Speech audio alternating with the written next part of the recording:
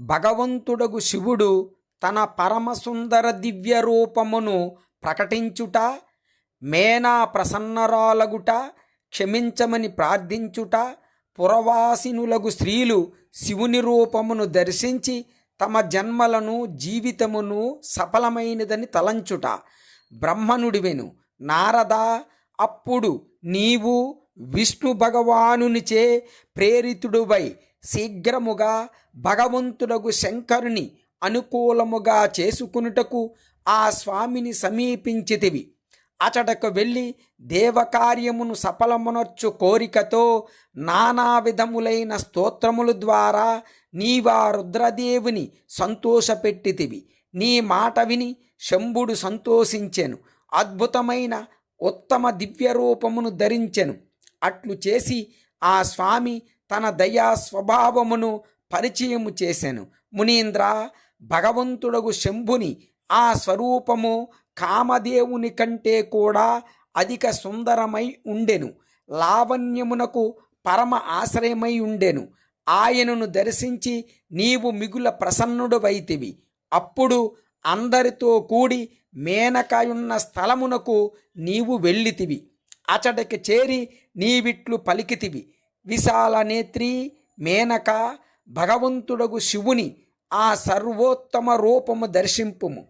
ఆ రూపమును ప్రకటించి కరుణామయుడగు శివుడు నిన్ననుగ్రహించెను.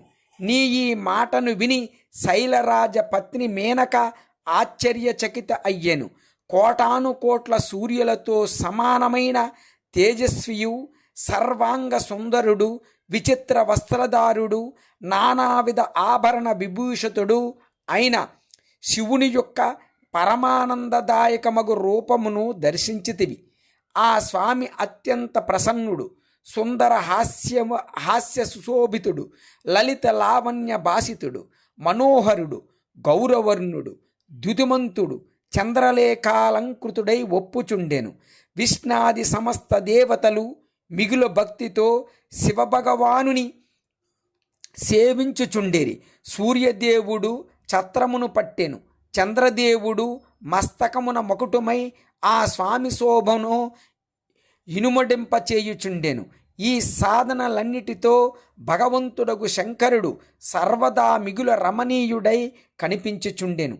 ఆ స్వామి వాహనము కూడా వివిధములైన ఆభూషణములతో అలంకరింపబడి ఉండెను. ఆ మహాశోభ వర్ణింప నలవి కానిది. గంగా యమునలు భగవంతుడగు శివునకు చామరములు వీచుచుండెరి. అష్టసిద్ధులు ఆ ప్రభువు ఎదుట నృత్యము చేయుచుండెరి. ఆ సమయమున నేనను విష్ణు భగవానుడును ఇంద్రాది దేవతలను తమ తమ వేషములను చక్కగా అలంకరించుకుని పర్వతవాసియు భగవంతుడగు శివుని వెంట నడుచుచుంటిమి. నానారూపదారులగు శివగణములు బాగుగా అలంకరించుకుని మిగులు ఆనందముతో శివునకు మున్ముందు నడుచుచుండేరి. సిద్ధులు, ఉపదేవతలు, సమస్త మునులు మిగతా వారందరూ గొప్ప సుఖమును అనుభవించుచు శివుని వెంట యాత్ర చేయుచుండేరి. ఇట్లు దేవతాదులందరూ వివాహమును చూసుటకు ఉత్కంఠతులయ్యిరి. చక్కగా అలంకరించుకుని తమ భార్యలతో కూడా పరబ్రహ్మ శివుని యశస్సును గానము చేయుచు వెళ్ళుచుండేరి. విశ్వావసులు మొదలగు గంధర్వులు అప్సరసలతో కూడి శంకరుని ఉత్తమ కీర్తిని గానమును చేయుచు ఆ స్వామికి మున్ముందు సాగిపోవుచుండిరి. మునిశ్రేష్ఠ, మహేశ్వరుడు శైలరాజు యొక్క ద్వారము వద్దకే తెంచు సమయమున ఇట్టి నానా విధములగు మహోత్సములు జరుగుచుండెను. పరమాత్ముడగు శివుని శోభను వర్ణింప ఎవరికి సాధ్యపడును. అట్టి విలక్షణ రూపమును చూసి మేనక ఒక్క క్షణము చిత్రమున రాసినట్లు ఉండిపోయెను. మిగులు ప్రసన్నురాలై ఇట్లు పలికెను. మహేశ్వర, గొప్ప తపస్సు చేసి నా పుత్రిక ధన్యురాలైనది. ఆమె తపోప్రభావమున మీరు మా ఇంటికి విచ్చేసితిరి. మొదట నేను శివుని క్షమించరాని విధముగా నిందించితిని. ఉమకు స్వామివైన శివదేవ, మీరు నన్ను క్షమింపుడు. ఇప్పుడు సంపూర్ణముగా ఆనందించుచున్నదానను.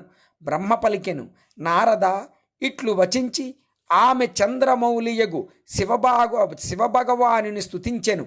చేతులు జోడించి ఆ స్వామికి ప్రణామము చేసెను.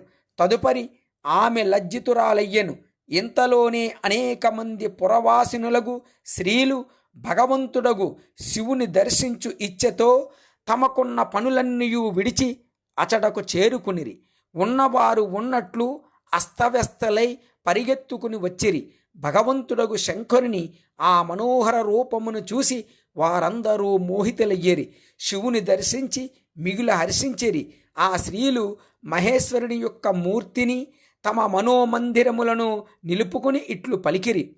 పురవాసినులు చెప్పిరి, ఆహో, ఈమవన్నగరము నందు నివసించు వారి నేత్రములు నేడు సఫలమయ్యెను.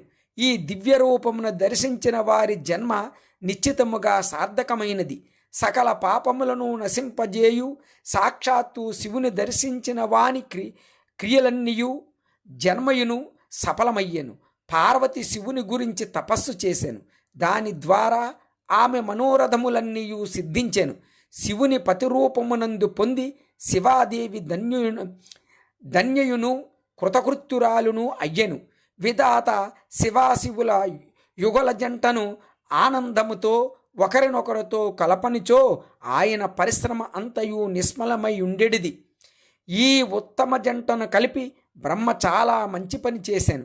దీనివలన అందరి అన్ని కార్యములు సార్థకములయ్యెను. తపస్సు లేకుండా మానవునికి శంభుని దర్శనము దుర్లభము.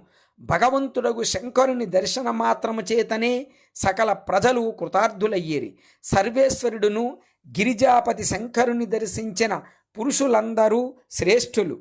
మేము స్త్రీలందరము కూడా ధన్యులము. బ్రహ్మ పలికెను. నారద ఇట్లు పలికి ఆ స్త్రీలు చందనము అక్షతలతో శివుని పూజించిరి. వారి మీద పుష్పవృష్టి కురిసెను. ఆ స్త్రీలందరూ మేనక వెంట ఉత్సాహముతో నిలబడి ఉండిరి. మేనక గిరిరాజుల మహద్భాగ్యమును ప్రశంసించుచుండిరి. స్త్రీల నోటి నుండి అట్టి శుభవచనములను విని విష్ణాది దేవతలతో సహా భగవంతుడగు శివుడు మిగులు హర్షించెను.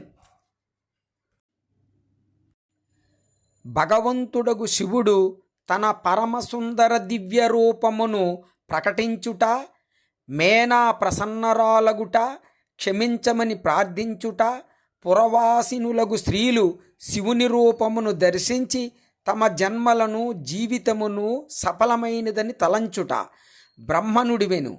నారద, అప్పుడు నీవు విష్ణు భగవానునిచే ప్రేరితుడు